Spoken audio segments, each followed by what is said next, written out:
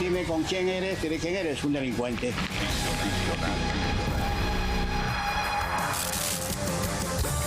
Muy buenas noches, ¿cómo están? Bienvenidos, esto es Contracorriente. Las reuniones que hacía Pedro Castillo cuando se vestía de pandillero con su gorrita en Zarratea ya no son más. Ahora el nuevo Zarratea se llama el penal de Barbadillo. Así es, porque lo visitan cuando se le da la gana. Está controlando la campaña de Sánchez desde allí. Visitas a cualquier hora, todas las facilidades para el profe. ¿Por qué? Porque uno de sus visitantes más asiduos cuando era congresista es un tal José María Balcázar, hoy presidente de la República. Y bueno, a pesar de todos los escándalos que rodean al actual jefe del INPE, Jorge Costos Ochoa, el ministro de Justicia, ¿no?, según nuestras fuentes, incluso ha ido hasta donde el honorable presidente José María Balcázar y le ha dicho: presidente, este jefe del INPE tenemos que ya relevarlo de su cargo porque lo rodean una serie de escándalos y acusaciones que ya no lo hacen idóneo para el cargo. Y según nos cuentan, Balcázar le ha dicho: no me lo toques, porque él es el portero de Barbadillo. Él es el que permite que ahí Pedro Castillo haga y deshaga como le da la gana.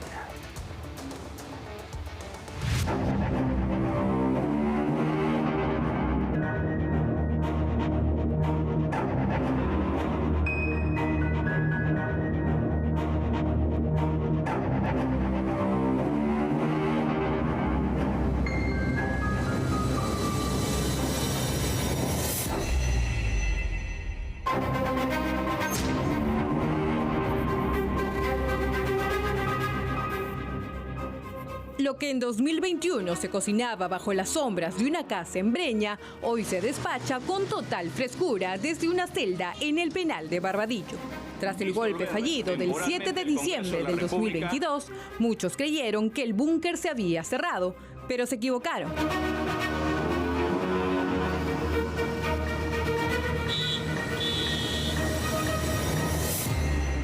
Hoy, el búnker tiene muros de concreto, custodia policial y es financiado por todos los peruanos.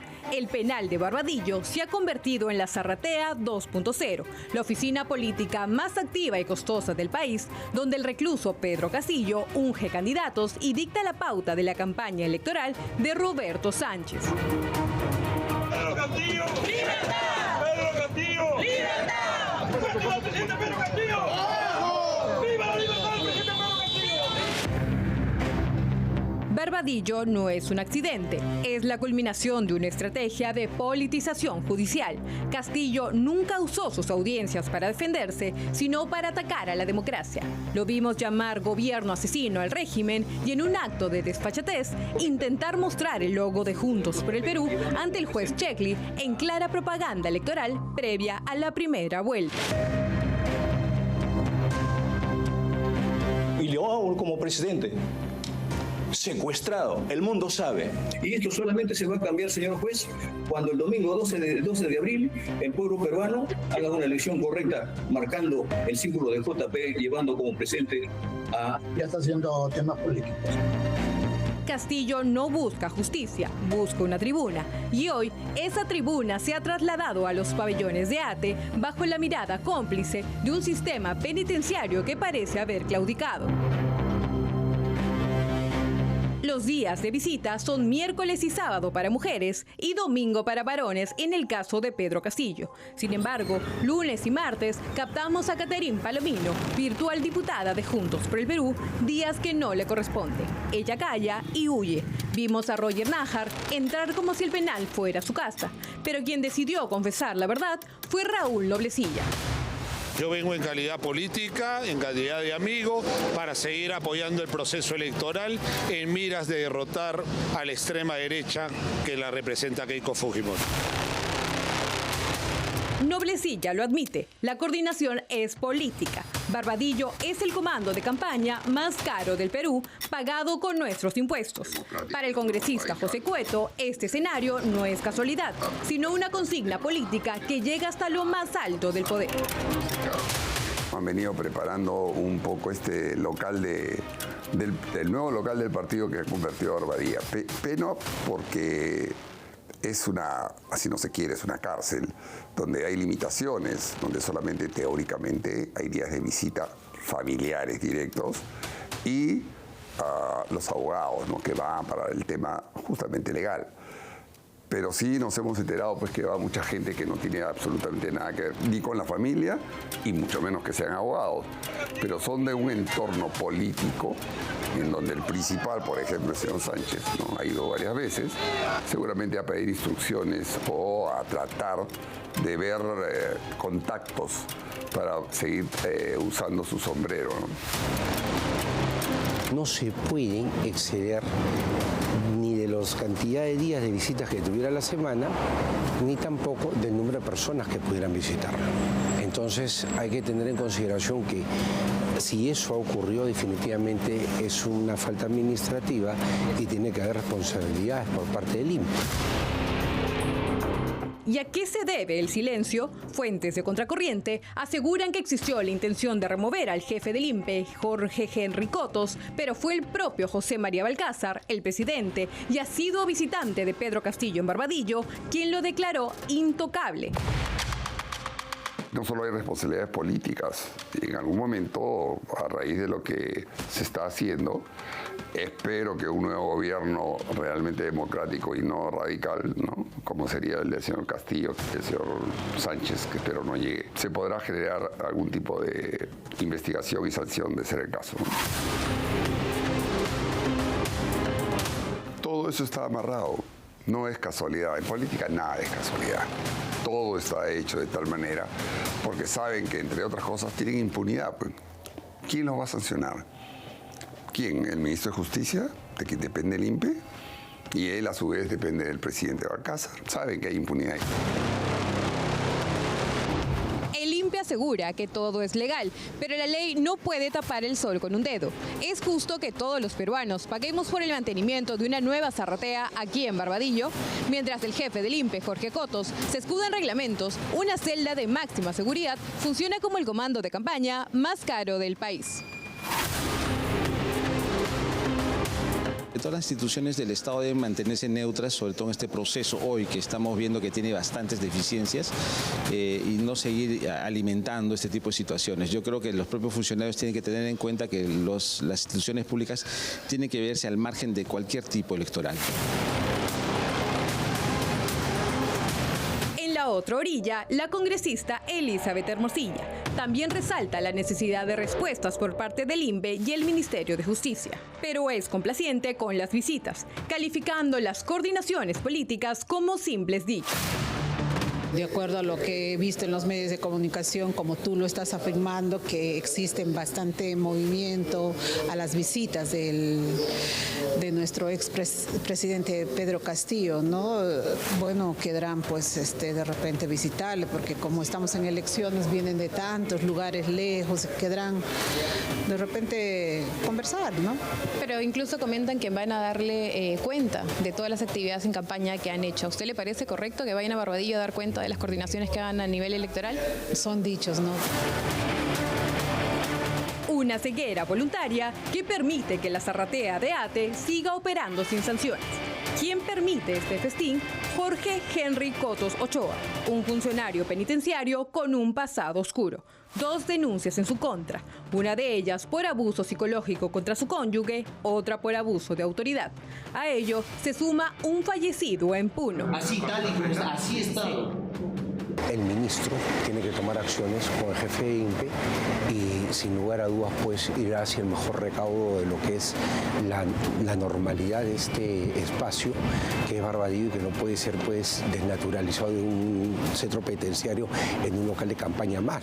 O sea, por ese lado hay que, yo creo, apelar a la prudencia y seguir los lineamientos que son los que corresponden, en este caso por cadena de mando, ¿no? El responsable político del sector es el ministro. En política, nada es casualidad. El silencio del ministro de Justicia y del jefe del INPE es el ruido de un pacto político que nos cuesta a todos.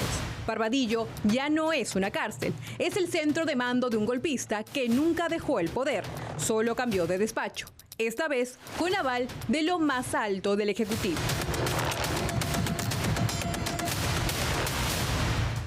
Claro, uno de los que visitaba a Pedro Castillo era el propio José María Balcázar.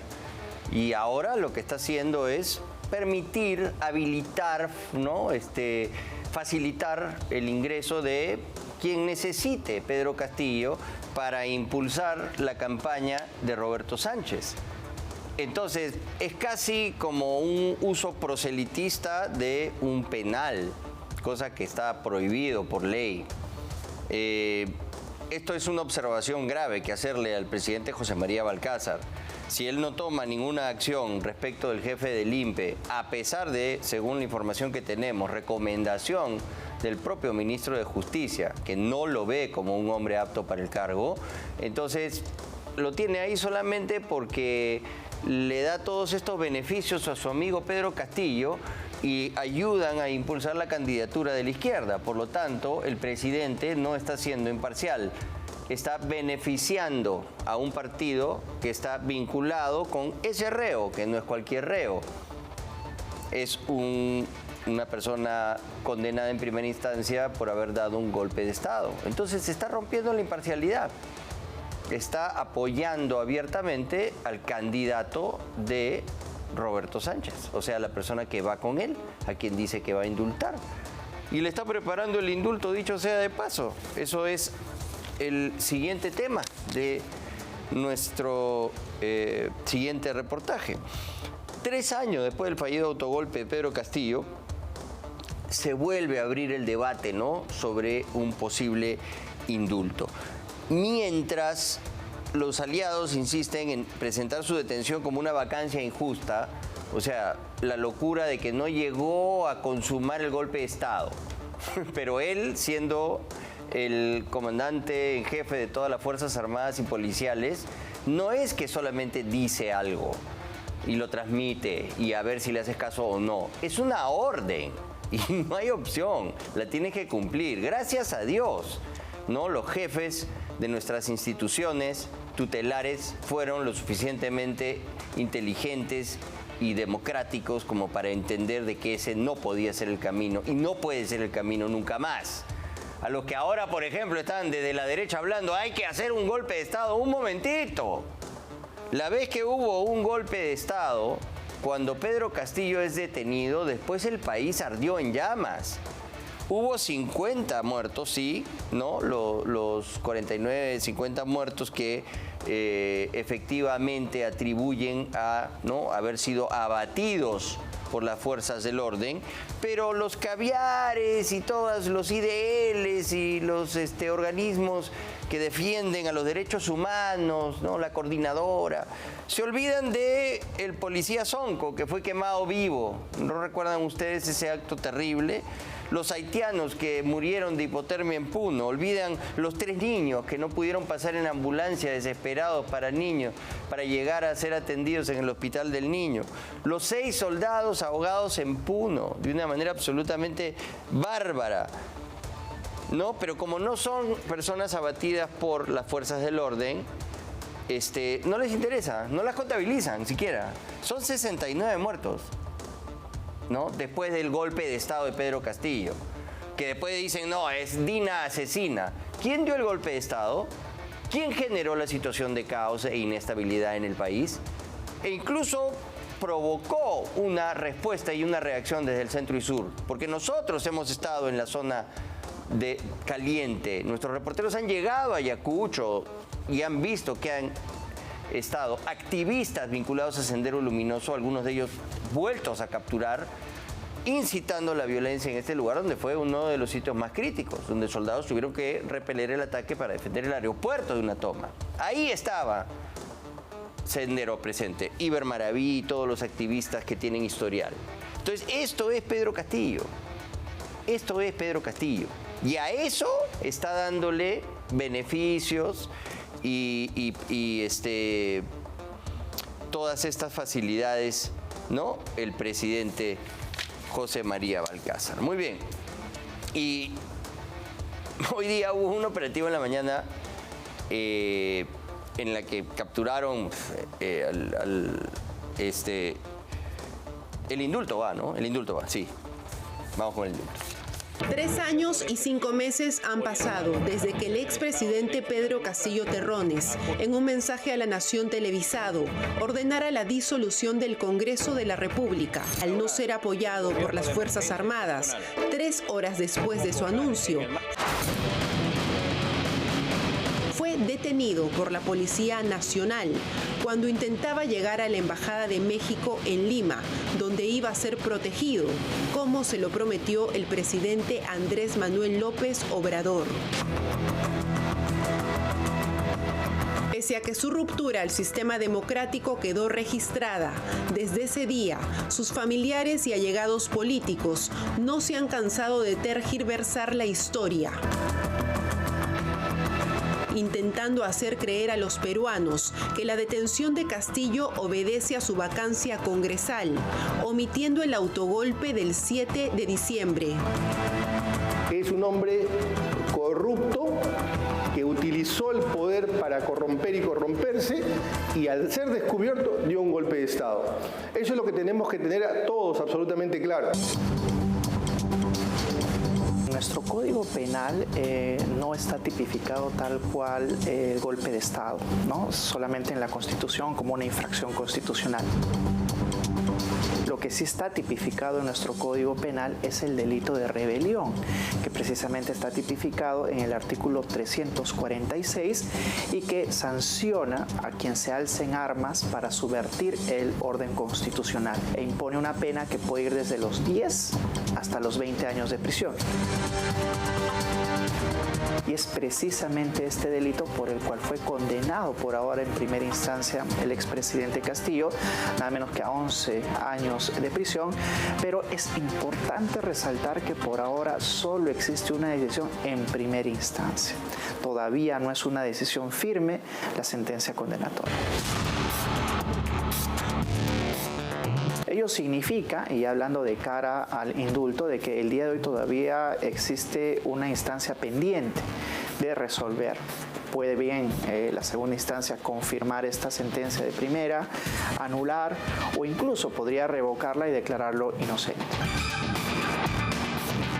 Un nuevo pedido de indulto del expresidente Pedro Castillo tiene que pasar por primera instancia por la Comisión de Gracias Presidenciales para luego ser enviada al presidente de la República, que de aprobarla tiene que retornar aquí al Ministerio de Justicia para ser refrendada por el titular del sector.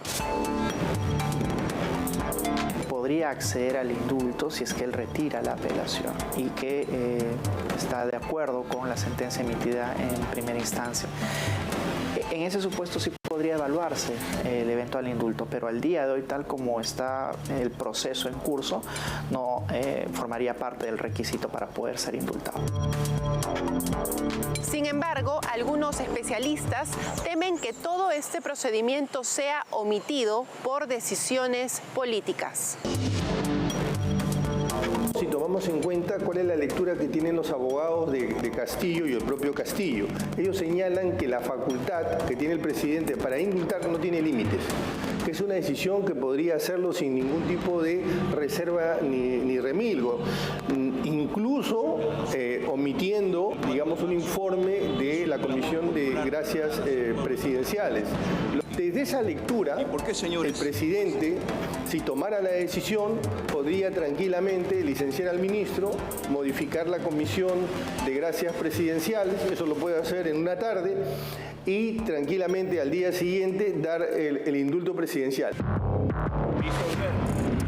Desde mi punto de vista, desde el punto de vista legal y constitucional, esto es una violación, porque no existe poder, facultad sin límites. La Constitución no es otra cosa que un estatuto de poder y no hay poder sin límites. Pero la lectura de ellos es una lectura política, no es una lectura constitucional, no es una lectura jurídica, sino instrumentalizar, utilizar políticamente el indulto. Hoy en Contracorriente les contamos quiénes forman parte de la Comisión de Gracias Presidenciales. El presidente de la comisión que evalúa los pedidos de gracias presidenciales es Magno Abraham García Chávarri, un abogado de profesión conocido por su trayectoria como docente y funcionario del Estado, quien también presenta una carpeta fiscal por abuso de autoridad en el año 2022. Los juristas Ibar Jesús Calixto Peñafiel, Martín Antonio Salgado Arroyo, también integran este grupo de trabajo, además de Leslie Roxana González Cabanillas, recientemente incorporada, y de quien llama la atención su origen natal de Chota, Cajamarca, y su parentesco familiar. Sus padres son docentes de la misma UGEL que Pedro Castillo. Es usual dentro de la administración pública también incorporar o excluir a un miembro de la comisión. El problema es el contexto, ¿no? Es el contexto en el cual ya se rumorea de que en efecto el Ejecutivo estaría estudiando esta gracia presidencial. Sin embargo, teniendo las características y el lugar de proveniencia precisamente de la abogada de la que estamos conversando, es sospechoso. En el Perú hay que estar muy atentos y muy alerta, porque aprovechándose de la coyuntura y la situación, de la noche a la mañana nos enteramos que ha procedido un indulto y después tratar de revertirlo sería bastante difícil. No tengo la menor duda que le van a dar el indulto. Por eso que el rol de la comisión integrada por especialistas es fundamental. De cara a la segunda vuelta presidencial y con la posibilidad abierta de la continuidad de los aliados de Pedro Castillo en el Ejecutivo, el ex defensor del pueblo sugiere cambios urgentes desde el Congreso de la República. Normas que regulan el indulto y las gracias presidenciales son normas de carácter infralegal, es decir, ni siquiera son normas que ha dado el Congreso, son normas que ha dado el Ejecutivo y las puede cambiar sin ningún problema. Por eso hay que, primero, denunciar esta posibilidad y tercero, ver la manera de detener, atajar esto. ¿Cómo se puede detener esto? Bueno, el Congreso tranquilamente podría abordar este tema y sacar una norma rápidamente para poner límites a la actuación del presidente de la República respecto a los indultos. El Congreso debería dar una norma que señale con claridad que así como no hay indulto para determinados delitos muy graves, ¿qué delito más grave que intentar un golpe de Estado? Tratar de destruir el sistema democrático. Eso permitiría, o dicho de otra manera, impediría que eventualmente, si llegara Sánchez, diera un indulto.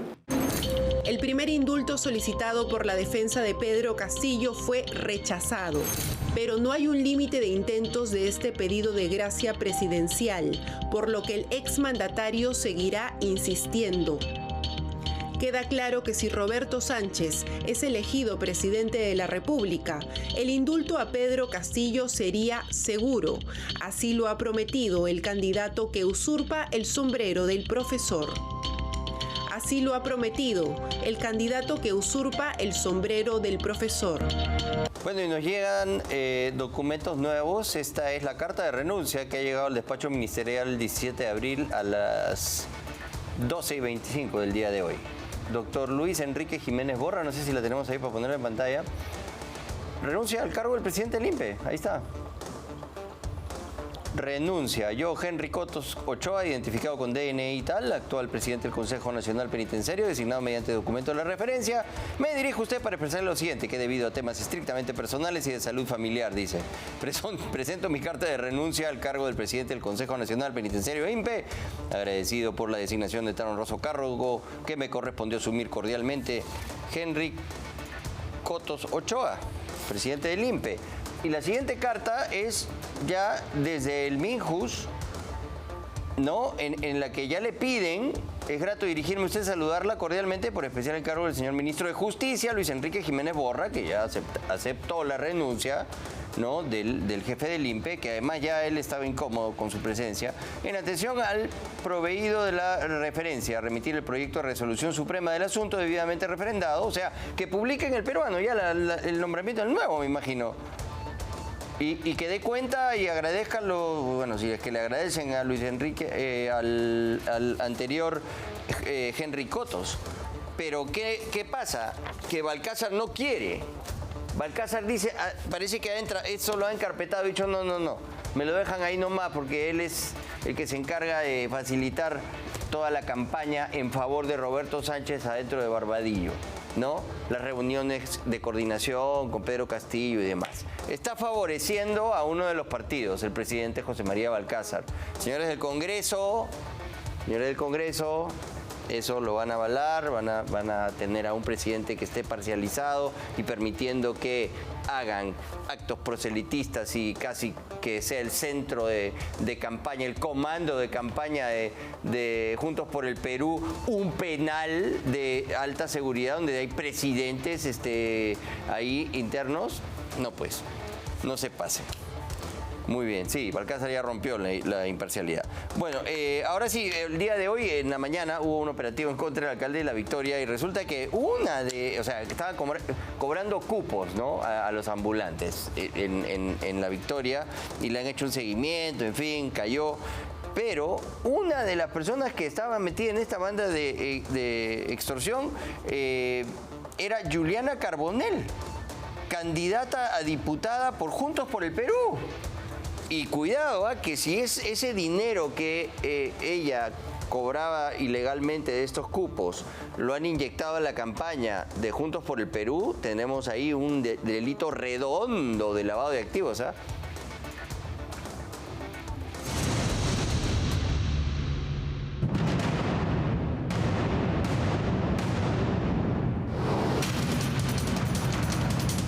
En Juntos por el Perú no solo figuran virtuales senadores y diputados con conexiones con Sendero Luminoso, como el exministro de Trabajo de Pedro Castillo, Iber Maraví, y el fundador del Movadef, César Tito Rojas.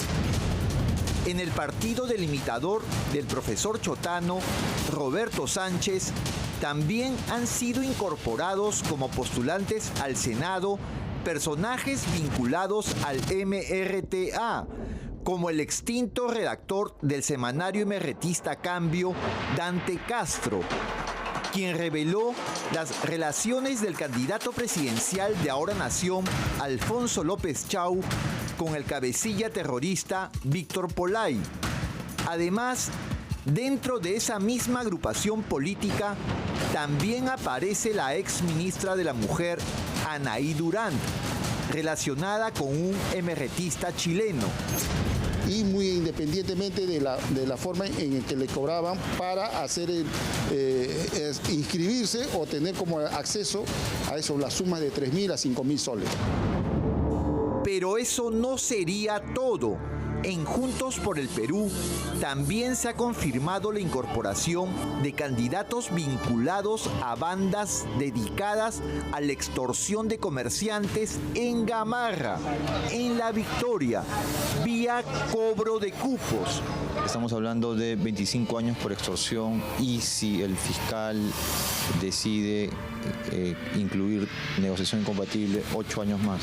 Si es concurso real, sí. Si es concurso ideal, va a ser o subsumir el delito más grave. Soy Juliana Angélica. Este es el caso de Juliana Angélica Carbonell.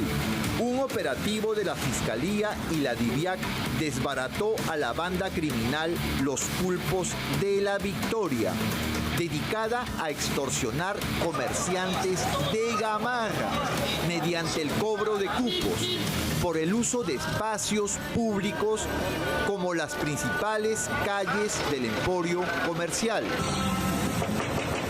Durante el operativo, en el que incluso fue allanada la vivienda del alcalde de La Victoria, Rubén Cano, también fue detenida la candidata diputada por Lima de Juntos por el Perú, Juliana Angélica Carbonell Carbonell. Por los delitos que me mencionas, hay que señalar que el Código Penal los recoge en el artículo 200 y 200A, que es extorsión y requerimiento extorsivo, y las penas van de 10 a 15 años en su forma básica, en su modalidad agravada de 15 a 25.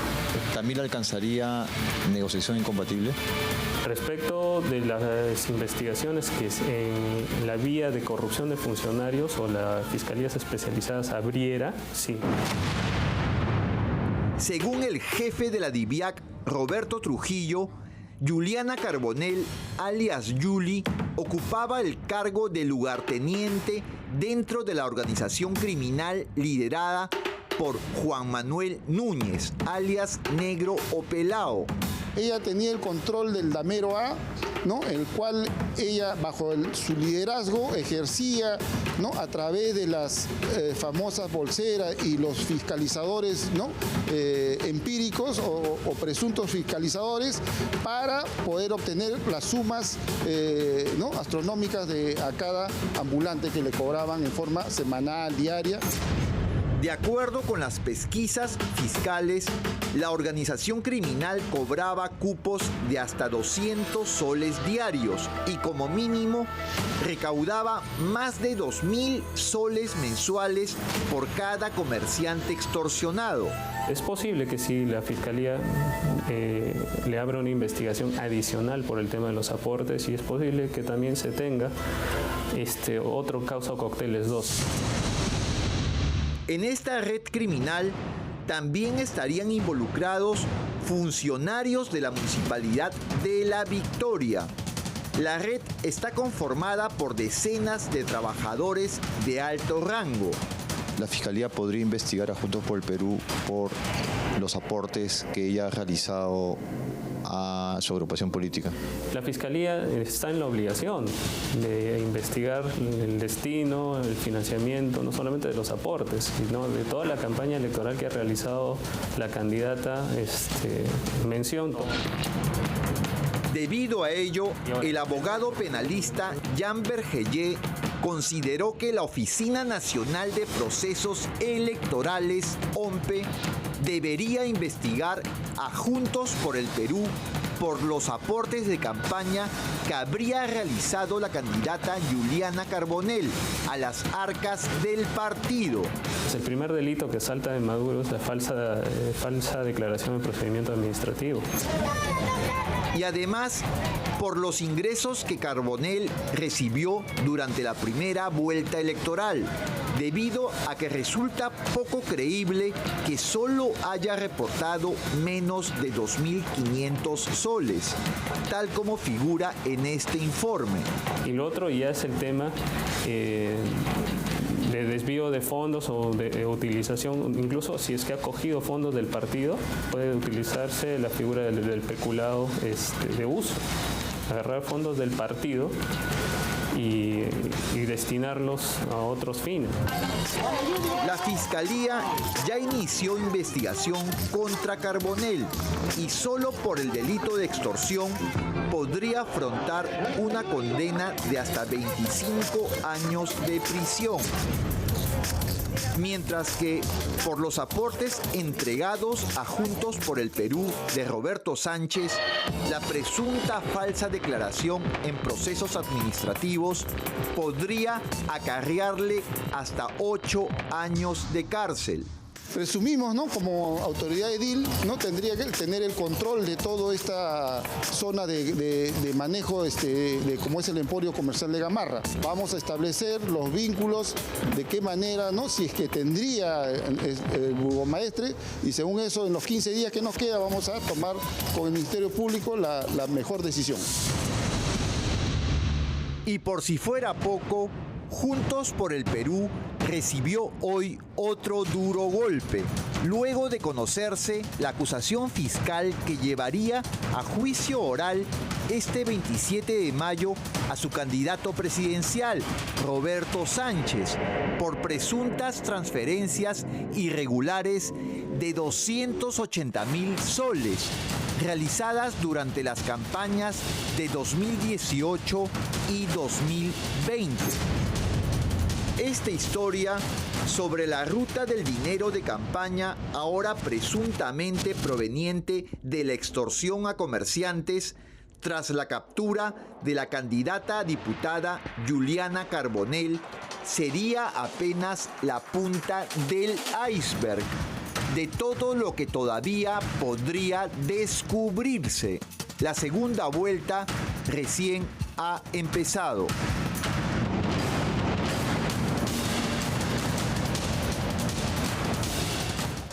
Nosotros hace mucho, cuando todavía estaba acá nuestra querida amiga Thaís Casalino, tomamos la declaración de Yude Simón y denunciamos el robo del partido con todo y sus fondos, ¿no? Y bueno, ya algunos dominicales han chapado lo que viene a ser la acusación contra ya Roberto Helber Sánchez Palomino por delitos de falsa declaración de procedimiento administrativo y falseamiento de la información sobre aportaciones, ingresos, gastos de organización política en agravio de la OMPE. O sea, encima agravia a la OMPE. Y la pena no es poca cosa, ¿no? Ahí tenemos, si quieren podemos poner a pantalla completa lo que fue el testimonio y el archivo, ¿no?, del reportaje que hizo Thaís Casalino. Pero claro, ese destape ahora la Fiscalía lo ha recogido y pide la pena de 5 años y 4 meses. 5 años y 4 meses, ¿no? Y bueno, este fue un reportaje que sacamos aquí, así que en buena hora que esta investigación salga a la luz, para que sepan ustedes a quiénes estamos eligiendo, ¿no? Es realmente importante. Muy bien, vamos a hacer una pausa, pero antes una importante recomendación. Por primera vez en el Perú, la SUV de 3 filas que combina seguridad, amplitud y espacio cómodo para 7 adultos. Con el financiamiento exclusivo del Banco de Crédito del Perú, BCP, puedes llevarte la nueva Honda BRB 7 con cuotas desde $350.000 o 1.206 soles al mes, además de un bono de $500. Ingresa hoy a autos.honda.com.pe y descubre todo lo que la nueva Honda BRB tiene para ti. Pausa y regresamos con más en Contracorriente. Siente el Perú en danza, una experiencia inmersiva asombrosa. Adquiere tus entradas en Join Us. Conoce más en www.danzaperú.pe.